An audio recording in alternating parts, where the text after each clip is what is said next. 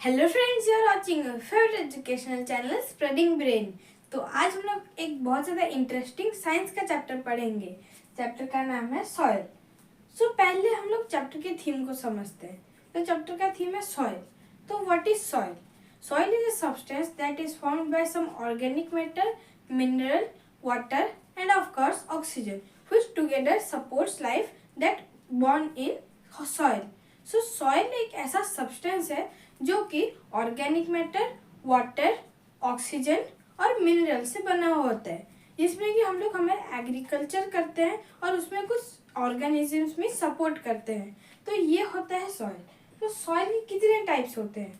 Soil के होते हैं 3 types: Sandy soil, loamy soil और क्ले सॉइल।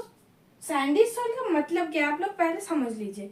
सैंडी सॉइल का मतलब है, सैंडी मतलब तो आपको पता होगा, सैंड को रेफर करता है, और सॉइल का मतलब जो सैंड से जो सॉइल बनता है वो होता है सैंडी सॉइल।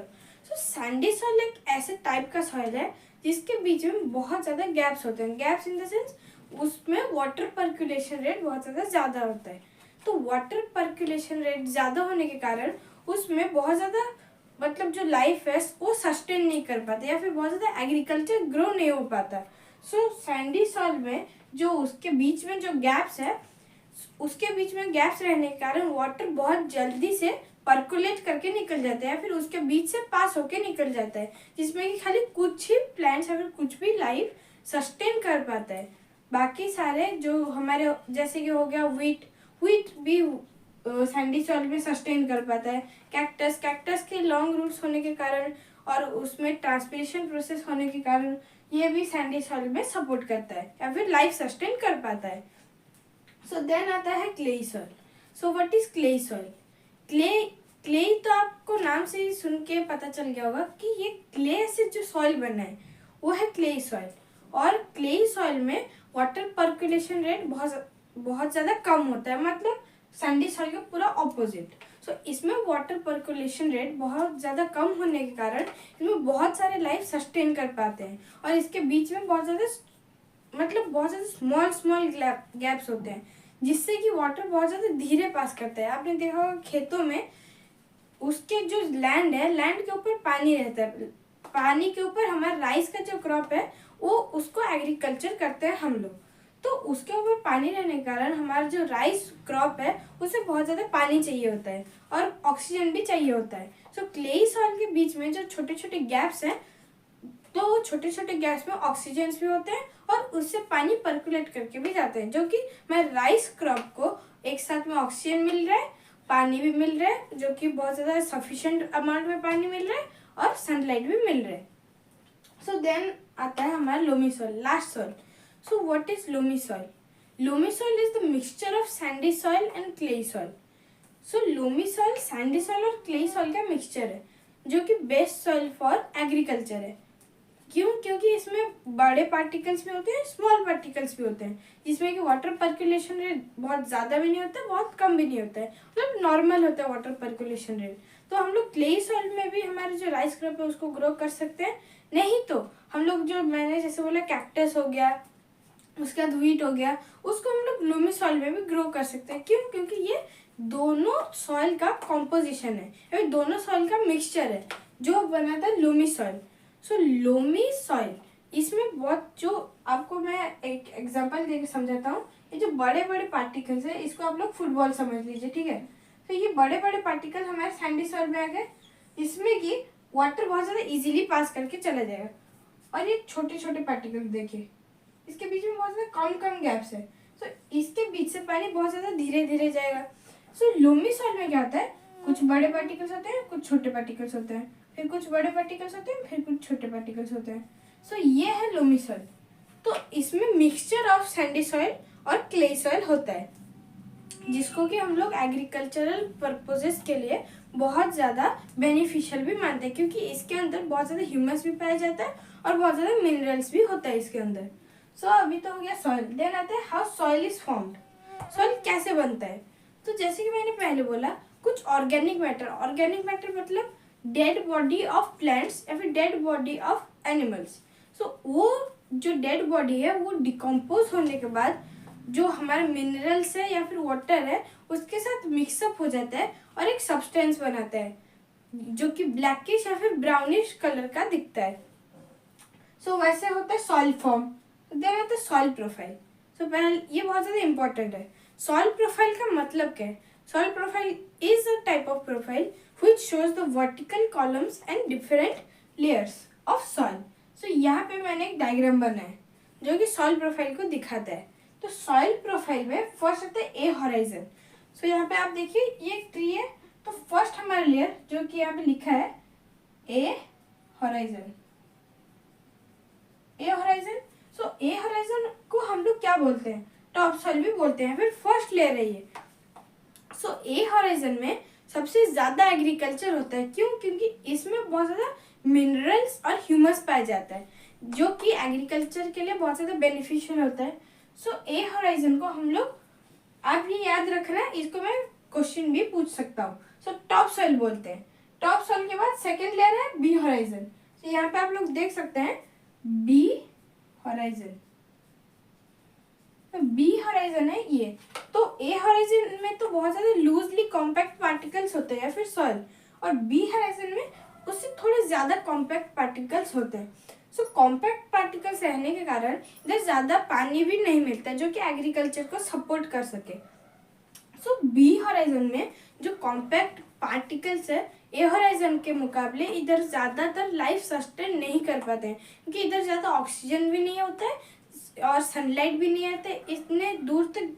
मतलब ये बहुत ज्यादा नीचे, ये तो मैंने डायग्राम में दिखा है, लेकिन जब आप रियल अर्थ में देखोगे, अर्थ के डायमेंशन में देखोगे, तो ये बहुत ज्यादा नीचे है जिधर तक सनलाइट भी नहीं पहुंच सकता। तो इधर वाटर बहुत ज्यादा कम अमाउंट में मिलता है। तो ट्रीज के रूट्स तो बी होराइजन तक जा सकते हैं, बी होराइजन के बाद नहीं जा सकते। तो हम लोग बी होराइजन को सब सॉइल बोलते हैं। सो देन आता है हमारा थर्ड लेयर जो कि है सी होराइजन। सो सी होराइजन ये है हमारा थर्ड लेयर। तो आप इसमें एक डिफरेंस देख सकते हैं, इधर बहुत ज्यादा लूजली कॉम्पैक्ट पार्टिकल्स, इधर उससे थोड़े ज्यादा कॉम्पैक्ट पार्टिकल्स, इधर पूरे compact particle. So third layer है सी होराइजन जिसको हम लोग बोलते हैं सबस्ट्रेटम। सो इधर पे वेजिटेशन पूरे ना के बराबर है, मतलब कुछ कुछ ऑर्गेनिज्म में बस इधर सर्वाइव कर सकते हैं, कुछ भी एग्रीकल्चर इधर हो नहीं सकता। क्यों? क्योंकि कोई भी ऐसा प्लांट नहीं है जिसका रूट्स सी होराइजन तक पहुंच सकते हैं। हाँ, कुछ प्लांट्स होते हैं जैसे कि हो गया कैक्टस, कैक्टस का बहुत लंबा लंबा रूट्स होता है जो कि कभी कभी बी होराइजन से भी सी होराइजन तक आ जाता है। क्यों? क्योंकि पानी की तलाश में, अगर ए होराइजन में नहीं मिलेगा तो बी होराइजन, अगर बी होराइजन में थोड़ा सा मिलेगा उसके बाद नहीं मिलेगा तो सी होराइजन में आ जाता है। और सी होराइजन में बहुत ज़्यादा ही कम पानी मिलता है और इधर तो ऑक्सीजन भी बहुत ज़्यादा कम होता है। और सनलाइट तो आपको देख के पता चल जा रहा होगा, इधर से अगर सन शाइन करेगा तो इधर तक सन का रेस तो इसको चीर के नहीं आ सकता ना सी होराइजन तक, तो सी होराइजन में सनलाइट पास नहीं कर सकता। सो हमारा हो गया सी होराइजन। सी होराइजन के बाद हमारा लास्ट है बेड रॉक। बेड रॉक जिसको कि हम लोग पैरेंट रॉक भी बोलते हैं, जो कि सबसे हार्डेस्ट होता है। इसको हम लोग बहुत ज़्यादा हार्ड होता है इसको ब्रेक करने के लिए, सबसे हार्डेस्ट रॉक बोला जाता है बेड रॉक को, जो कि हमारे अर्थ के सबसे लास्ट लेयर है। कोर के ऊपर जो लेयर होता है जो कि हम लोग क्रस्ट के नीचे नीचे हम लोग पढ़ते जा रहे हैं। सो क्रस्ट के नीचे नीचे मतलब कोर के ऊपर साइड में, सो कोर के ऊपर साइड में बेड रॉक, उसके बाद से लावा स्टार्ट हो जाता है या फिर कोर स्टार्ट हो जाता है। तो बेड रॉक एक ऐसा टाइप ऑफ रॉक है जो कि बहुत ज्यादा कॉम्पैक्टली पैक होके बना हुआ होता है। मतलब ये तो आप देख सकते हैं कितना कॉम्पैक्ट है, उससे बहुत ज्यादा कॉम्पैक्ट, लाइक इतना बहुत ज्यादा कॉम्पैक्ट पार्टिकल से बना हुआ होता है। सो इसीलिए बहुत ज्यादा हार्ड होता है ब्रेक करने के लिए, और बहुत ज्यादा कॉम्पैक्ट पार्टिकल से बने होने के कारण इसमें पानी आ ही नहीं सकता क्योंकि ये रॉक है। सो ये हो गया हमारा थर्ड लेयर और बेड रॉक। तो देना था composition of soil. So soil का बनावट कैसे, सॉइल किन किन चीज में बन सकता है या फिर किन किन चीजों से बना है उसको हम लोग पढ़ेंगे। So the smallest rock particle present in the soil is called clay. मतलब जो स्मॉलेस्ट रॉक पार्टिकल, जैसे कि मैंने बोला था क्ले सॉइल, सो क्ले सॉइल में बहुत ज़्यादा कॉम्पैक्ट रॉक पार्टिकल्स मौजूद होते हैं, जिससे कि वाटर पर्कुलेशन रेट बहुत ज़्यादा कम हो जाता है। तो वाटर पर्कुलेशन रेट कम होने के कारण वो बहुत ज़्यादा चिपचिपा है, जिससे कि हम लोग या फिर कोई भी पॉटर्स लोग उससे कुछ भी ऑर्नामेंट्स बना सकते हैं या फिर कुछ भी हाउस होल्ड चीज़ें बना सकते हैं, जैसे कि मटके हो गए या फिर जो हमारा आप लोगों ने देखा होगा जो चरखे हो गए, जो ऐसे ऐसे घुमा के उसके बीच में जो मटका बनाते हैं वो भी बनाते हैं कभी कभार। सो ये सारी चीज़ें बन सकते हैं क्ले सॉइल से।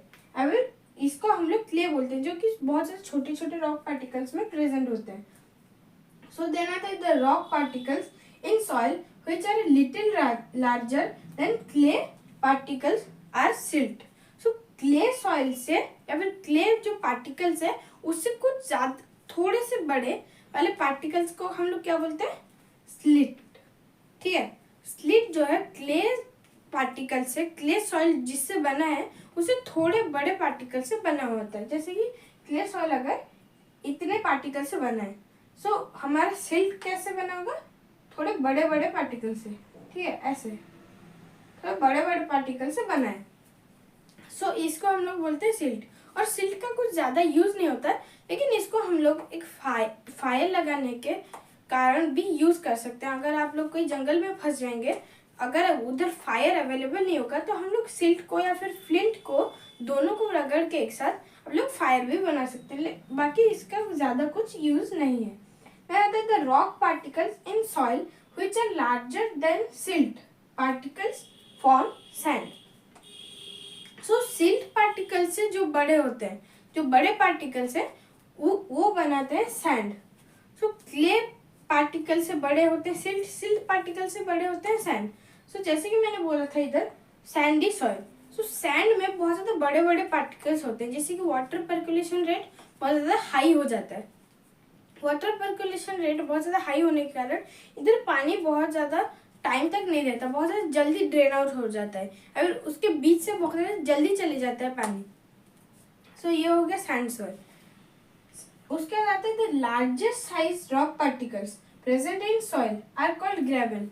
सो जो लार्जेस्ट साइज सॉइल पार्टिकल है वो होता है ग्रेवल में।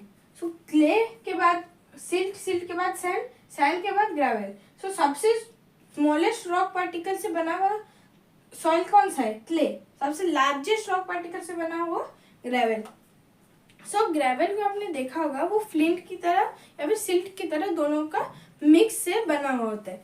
सो ग्रेवल जो है उसका तो कुछ ही मतलब ना के बराबर यूज है, वो बस कुछ फैक्ट्रीज में कुछ चीजें बनाने के लिए यूज होता है, बाकी उसका और कुछ ज्यादा यूज नहीं है। आता है सॉइल एंड क्रॉप्स। सो इसके नाम से आपको पता चले जा रहा होगा कि ये एग्रीकल्चरल बेस के ऊपर बेस है।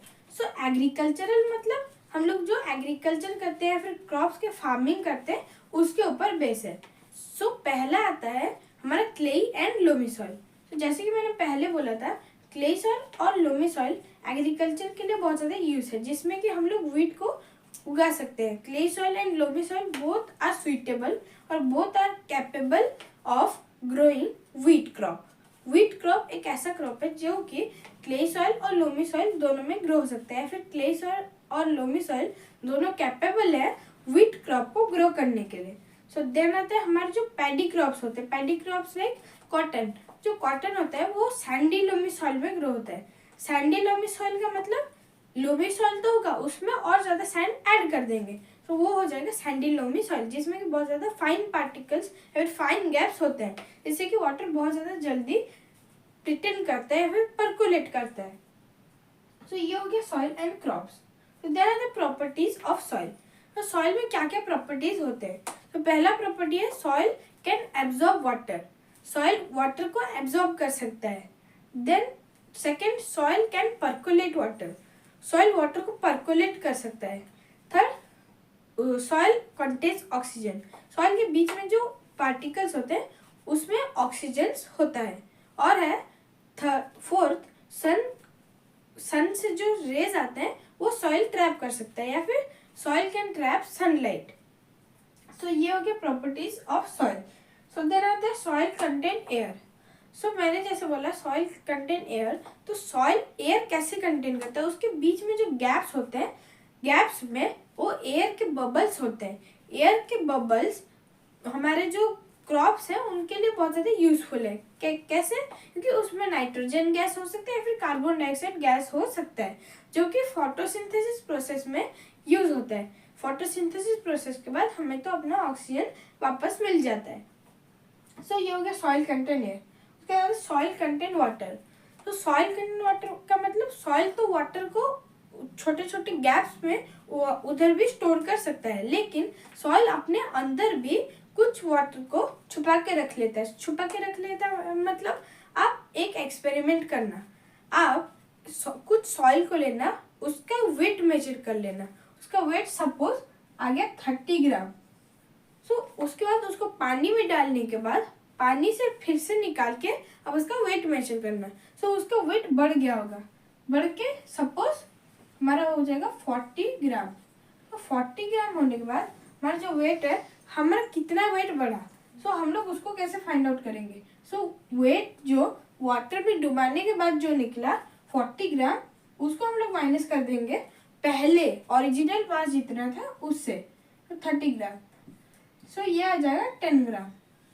सो 10 ग्राम जो है सॉइल का वेट बढ़ा है। वाटर में डालने के पहले 10 ग्राम कम था, वाटर में डालने के बाद 10 ग्राम बढ़ गया है। अभी 30 ग्राम था, 10 ग्राम बढ़ के 40 ग्राम हो गया। So there are the percentage of water in soil. तो सॉइल में वाटर परसेंटेज कितना होता है उसको फाइंड आउट करने के लिए एक फॉर्मूला है। सो वो फॉर्मूला है mass of water in soil by original mass of soil into 100। So mass of water suppose हम लोग ले लेते हैं 30 ग्राम, मास ऑफ वाटर 30 ग्राम, और original mass of soil suppose 200 gram into 100। तो इसको अगर हम लोग सॉल्व करेंगे तो ये आएगा 0 0 कैंसिल आउट। सो 2 1 जा 2, 2 1 जा 2, 2 5 जा 10। सो 15%। तो सॉइल में 15% वाटर एब्जॉर्ब हुआ है इस एग्जाम्पल से। अगर आपको और कोई भी एग्जाम्पल लेके करेंगे तो उसका तो 15% नहीं आएगा ऑब्वियसली, क्योंकि उसका वैल्यू डिफरेंट होगा। सो ये है फॉर्मूला, आप लोग नोट डाउन भी कर सकते हो। देन आता है सॉइल कैन एब्जॉर्ब वाटर। जैसे कि मैंने बोला था सॉइल वाटर को एब्जॉर्ब कर सकता है, सो उसका फॉर्मूला है परसेंटेज ऑफ वाटर एब्जॉर्ब। सो कितना वाटर एब्जॉर्ब हुआ है उसको फाइंड करने के लिए हम लोग ये फॉर्मूला यूज करते हैं V1 minus V2 by mass of the soil into 100। तो V1 minus V2 by mass of the soil into 100। So V1 को इफ हम लोग ले लेंगे 30 और V2 को हम लोग लेंगे 20। सो 30 माइनस 20, सो इसको divided by mass of the soil suppose हम लोग ले लेंगे 200 ग्राम और इंटू 100। परसेंटेज निकाल रहे हैं तो इंटू 100 करेंगे। सो 0 0 कैंसिल आउट, 2 1 जा 2, 2 0 जा 0। तो 30 माइनस 10 होता है 20। 20 ग्राम हो गया, या फिर 20% जो है वो होता है हमारा वाटर एब्जॉर्ब इस एग्जाम्पल के बेसिस पे। सो ये एग्जाम्पल से हमारा निकल के आ रहा है 20%। इस जो हमारे सॉइल है उसमें 20% वाटर एब्जॉर्ब हुआ है। तो देन आता है soil allows water to percolate. Soil water को परकोलेट करने में अलाउ करता है। सो परकोलेट मतलब उसके बीच से पास होने में। तो परकोलेशन रेट कैसे निकालें? परकोलेशन रेट एक ऐसा रेट है जो कि बताता है कितना परसेंट या फिर कितना वाटर परकोलेट हुआ है। So volume of water percolated by time taken for percolation. So जैसे कि मैं ले लूँ volume of water percolated. So 25 ml, 25 ml percolate हुआ है वॉल्यूम, और टाइम टेकन हुआ है हमारा 5 मिनट। सो हमारा हो जाएगा 5 5 जा 25। सो 5 millilitre per minute, 5 millilitre per minute water percolate हो रहा है इस एग्जाम्पल से। सो ये हो गया percolation rate 5 millilitre per minute. So then आता है सॉइल इरोजन। सो फर्स्ट आता है कॉज ऑफ सॉइल इरोजन। तो सॉइल इरोजन कैसे कॉज होता है? सो सॉइल इरोजन का मतलब है सॉइल जब इरोड हो जाता है या फिर जमीन से जब उठ जाता है उसको बोलते हैं सॉइल इरोजन। सो जो ट्रीज होते हैं, ट्रीज जब सॉइल को पकड़े हुए रखते हैं, एक साथ बहुत सारे ट्रीज होते हैं तो सारे ट्रीज पकड़े हुए रखते हैं। तो जब वो ट्रीज को काट देते हैं, ट्रीज को काटने के बाद वो और जो रूट्स है, रूट सॉइल को पकड़ के नहीं रख पाते, ज़्यादा देर तक हैंडल नहीं कर पाते, और सॉइल एक बल्क अमाउंट में रिलीज हो जाता है। रिलीज इन द सेंस एक जगह से दूसरे जगह जाता है, एक बहुत ज़्यादा बल्क अमाउंट में। ये कॉज ऑफ सॉइल इरोजन। सो इसके इफेक्ट्स हम लोग देख लेते हैं, क्या क्या इफेक्ट्स हो सकते हैं। पहला इफेक्ट है फ्लड। ये फ्लड को लीड कर सकता है, मतलब फ्लड तक जा सकता है। पानी है इधर से अगर हम सारे ट्रीज को काट लेंगे, या फिर कोस्टल एरिया से लोग सारे ट्रीज को काट लेंगे, सो उधर से सॉइल इरोड होके एक जगह तक तो आएगा, उसके पीछे पीछे अगर पानी सॉइल के ऊपर वाले लेवल पर है तो पानी भी सॉइल के साथ साथ उसके पीछे पीछे चलाएगा उस एरिया तक, जो कि फ्लड में कॉज हो सकता है। या फिर फेमाइंस में भी कॉज हो सकता है। कैसे? अगर सॉइल इरोड होगा या फिर कोई विलेज के ऊपर जाके बहुत सारा सॉइल उसके ऊपर डिपॉजिट हो जाएगा, सो वो सॉइल डिपॉजिट होने के बाद सारे लोग मर जाएंगे। सो वो जगह में और कोई भी मतलब पेड़ पौधे या फिर जंगली जानवर ज़्यादातर नहीं बच सकते। क्या? क्योंकि उधर बहुत ज़्यादा बल्क अमाउंट में सॉइल आके उनके ऊपर डिपॉजिट हो रहा है। और एक कॉज है जो कि है हमारा एसिड रेन। एसिड रेन भी हो सकता है, क्योंकि सॉइल इरोजन से जब सॉइल इरोड होता है, सॉइल इरोड होने के बाद हमारा जितना भी एयर पार्टिकल्स है, एयर पार्टिकल्स सारा ऊपर जाता है। ऊपर जाने के बाद वो क्लाउड्स में मिक्सअप हो जाता है। क्लाउड्स में मिक्सअप होने के बाद वो एसिड रेन कॉज करता है। एसिड रेन बहुत ज़्यादा हार्मफुल होता है। सो ये है effects of soil erosion. Prevention of soil erosion. Soil erosion को हम लोग कैसे प्रिवेंट करेंगे? तो सॉइल इरोजन को प्रिवेंट करने के लिए हम लोगों को पहला काम करना होगा, जितने ज़्यादा ट्रीज हो सके उतना ज़्यादा ट्रीज लगाइए। मैं आपको एक सलाह दूं, आप इसको अब मानिए या ना मानिए, लेकिन आपका जब बर्थडे आएगा तो आप अपने हर बर्थडे पर एक एक पेड़ लगाइए। एक एक पेड़ लगाने में आपका क्या ही जाएगा, आप एक बर्थडे में एक अच्छा काम भी कर लेंगे। तो एक एक पेड़ लगाने में वो सॉइल को एक साथ पकड़ के रखेगा। अगर आपके घर के चारों तरफ आप पेड़ लगाएंगे तो आपका घर से कोई भी सॉइल इरोड नहीं होगा, या फिर सॉइल इरोजन से प्रिवेंशन होगा। ऐसे ही अगर सारे लोग एक साथ मिलकर पेड़ लगाएंगे या फिर पेड़ नहीं काटेंगे और पेड़ लगाते जाएंगे, जितना ज़्यादा पेड़ पॉसिबल है उतना ज़्यादा पेड़ लगाते जाएंगे, तो सॉइल इरोजन को हम लोग प्रिवेंट कर सकते हैं। सो देन आता है सॉइल पोल्यूशन। सो सॉइल पोल्यूशन नाम सुनते ही आपको पता चल जाए होगा कि सॉइल जब पोल्यूट होता है, सॉइल जब गंदा होता है, तब बोलते हैं हम लोग सॉइल पोल्यूशन। ये टर्म का नाम है सॉइल पोल्यूशन, जब सॉइल गंदा हो जाता है। कितने कॉजेस से? पहला कॉज है डंपिंग ऑफ वेस्ट मटेरियल्स। हमारा जितना भी वेस्ट है हम लोग जो डस्टबिन में फेंकते हैं, डस्टबिन में फेंकने के बाद कई सारे प्लास्टिक चीज़ें वो तो रिसाइकल हो जाते हैं, लेकिन ऑर्गेनिक चीज़ें वो सारे रिसाइकल नहीं हो पाते हैं, या फिर केमिकल चीज़ें रिसाइकल नहीं हो पाते। तो उसको जाके हम लोग डंपिंग यार्ड में डंप कर देते हैं, या फिर डंप करने के बाद हमारी जो मिट्टी है, मिट्टी के अंदर हम लोग उसको डंप कर देते हैं। डंप करने के बाद हमारा जितना भी ऑर्गेनिक मैटर का जितना भी वेस्ट मटेरियल या फिर वेस्ट मिनरल है, वो सारा सॉइल में डिस्पोज हो जाता है। डिस्पोज होने के बाद हमारा सॉइल पूरा बहुत ज़्यादा टॉक्सियस बन जाता है। टॉक्सियस बनने के बाद वो सॉइल पूरा वेस्ट है। वो सॉइल क्यों वेस्ट है? क्योंकि उधर एग्रीकल्चर नहीं हो सकता, क्योंकि वो सॉइल में जितने भी पानी है या फिर जितना भी मैटर है वो सारा वेस्ट मैटर है। वेस्ट मैटर से सारा टॉक्सियस सॉइल बन चुका है। सो देन आता है the use of pesticides in agriculture causes soil erosion या फिर सॉइल पोल्यूशन। सो ये दोनों हो सकता है, सॉइल इरोजन भी होता है, सॉइल पोल्यूशन भी होता है। कैसे? तो यूज ऑफ पेस्टिसाइड ऐसे केमिकल मटेरियल्स होते हैं जो कि हमारे स्टैंडिंग क्रॉप्स के ऊपर हम लोग स्प्रे करते हैं। स्टैंडिंग क्रॉप्स के ऊपर क्यों स्प्रे करते हैं? क्योंकि वो बहुत ज़्यादा हार्मफुल होते हैं हमारे जो पेस्टिसाइड्स, और उसको कोई इंसेक्ट आके हार्म ना करे। सो इसको अगर हम लोग पेस्टिसाइड को स्प्रे करेंगे तो जितना भी हमारा केमिकल या फिर टॉक्सिन्स होगा वो जाके मिट्टी में मिल जाएगा। क्योंकि हम आपको पता होगा फोटोसिंथेसिस प्रोसेस से हमारा जो प्लांट है वो ऑक्सीजन रिलीज करता है। सो ऑक्सीजन रिलीज करने के बाद जितना भी केमिकल वेस्ट होगा वो सारे सॉइल में चला जाएगा। सो आफ्टर आप लोग वंस उस जो क्रॉप है उस बहुत सारे क्रॉप को अगर आप निकाल देंगे एक साथ, तो उसके अंदर जो केमिकल मटेरियल है वो धीरे धीरे डिकम्पोज होने लगेगा। डिकम्पोज होने के बाद उधर कोई पेड़ नहीं बचेगा। तो पेड़ नहीं बचने के कारण ये सॉइल जो है धीरे धीरे इरोड होते जाएगा। अगर आप एक बहुत ज़्यादा बड़े एरिया में कोई भी प्लांट लगाए हैं तो वो प्लांट को अगर आप सारे को पेस्टिसाइड से अगर आप स्प्रे करेंगे और सारे को एक साथ उठा देंगे तो वो कोई भी एक प्लांट सॉइल को पकड़ा नहीं होगा। सॉइल ज़्यादा टाइटली कॉम्पैक्ट नहीं होगा, जो कि सॉइल इरोजन को भी कॉज कर सकते हैं और सॉइल पोल्यूशन को भी कॉज कर सकता है। So there are the acid rain causes soil pollution. So acid rain कैसे होता है? सो एसिड रेन जब मैंने जैसे बोला था सॉइल इरोजन में, जब हमारा सॉइल इरोड हो जाता है, इरोड होने के बाद उसमें जो केमिकल चीज़ें होता है पेस्टिसाइड जैसे कि वो पेस्टिसाइड जाके हमारे क्लाउड्स में मिल जाता है।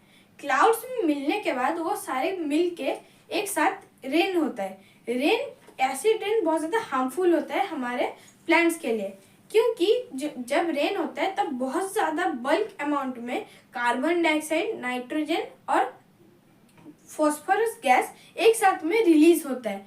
रिलीज होने के बाद हमारे जो प्लांट्स हैं उनको बस कार्बन डाइऑक्साइड और कुछ अमाउंट में ऑक्सीजन चाहिए होता है। तो एक्सेसिव कार्बन डाइऑक्साइड और नाइट्रोजन होने के कारण ऑक्सीजन हमें ज़्यादा नहीं मिल पाता है या फिर प्लांट्स ज़्यादा ऑक्सीजन नहीं ले पाते हैं। बस कार्बन डाइऑक्साइड और नाइट्रोजन को लेने के बाद वो लोग कुछ ही दिनों के बाद मर जाते हैं। तो ये हो गया सॉइल पोल्यूशन का एक cause. There are the dumping of industrial waste causes soil pollution. Industry से जो वेस्ट आता है उसको हम लोग डंप करते हैं। हमने क्या पढ़ा था? First dumping of waste materials, हमारे घर का जो वेस्ट है उसको डंप करते हैं तो सॉइल पॉल्यूट होता है। सो सेकेंड, और एक डंपिंग का क्या चीज़ है? Dumping of industrial waste. Industry से जो वेस्ट, जो कि फैक्ट्री से जो वेस्ट आता है या फिर जो लिक्विडिक वेस्ट आता है, ऑर्गेनिक वेस्ट आता है, बाई मेटेलिक वेस्ट आता है, केमिकल वेस्ट आता है, बहुत सारे वेस्ट आते हैं। सो उस वेस्ट को अगर हम लोग डंप करेंगे जंक यार्ड में या फिर डंपिंग यार्ड में अगर डंप करेंगे सो उसमें जितना भी मिनरल्स है वो सारे डिकम्पोज होके सॉइल में रिलीज कर देंगे और वो सॉइल टोटली वेस्ट हो जाएगा। उस सॉइल में हम लोग कोई भी एग्रीकल्चर नहीं कर सकते हैं। और then are the prevention of soil pollution. ये हमारा लास्ट टॉपिक है। हम लोग सॉइल पोल्यूशन को कैसे प्रिवेंट करेंगे? सो सॉइल पोल्यूशन को प्रिवेंट करने के लिए आपको बस एक चीज़ करना होगा। एक जगह पे आपको जो भी इंडस्ट्रियल वेस्ट है या फिर जो भी आपका घर का वेस्ट है उसको एक जगह पे आपको डिकम्पोज करके उधर जल्दी से आपको प्लांट लगाना होगा। प्लांट लगाने के कारण उसमें प्लांट से जितने भी मिनरल्स हैं वो जल्दी जल्दी एब्जॉर्ब कर लेगा। एब्जॉर्ब करने के बाद वो ट्रांसपिरेशन प्रोसेस से छोड़ देगा। ट्रांसपिरेशन प्रोसेस से छोड़ने के बाद वो जितना सॉइल में जितना भी ऑर्गेनिक मैटर होगा वो तो सीधा डिकम्पोज होने के बाद डिकम्पोज होकर ऑर्गेनिक मैटर में फैल जाएगा। ऑर्गेनिक मैटर में फैलने के बाद वो फिर से प्लांट यूज कर सकते हैं। लेकिन मैंने बोला था आपको जब हम लोग डंप करते हैं वो कुछ दिनों के बाद वो डिकम्पोज होने लगता है, उसका सारा चीज़ें सॉइल में फैलने लगता है। फैलने के बाद हम लोग एग्रीकल्चर नहीं कर सकते। लेकिन जब आप डंप करते हैं, डंप करने के 1 या 2 दिन के बाद ही आपको एक प्लांट लगा देना होगा। उस प्लांट उस सारे न्यूट्रिएंट्स को एब्जॉर्ब कर लेगा। नहीं तो अगर कुछ 3-4 दिन हो जाएंगे तो ये सारे अपने मिनरल्स को सॉइल में डिकम्पोज कर देगा या फिर सॉइल में फैला देगा, जिसमें कि हमारा सॉइल पोल्यूशन हो सकता है। सो आज के क्लास के लिए इतना ही। Thank you.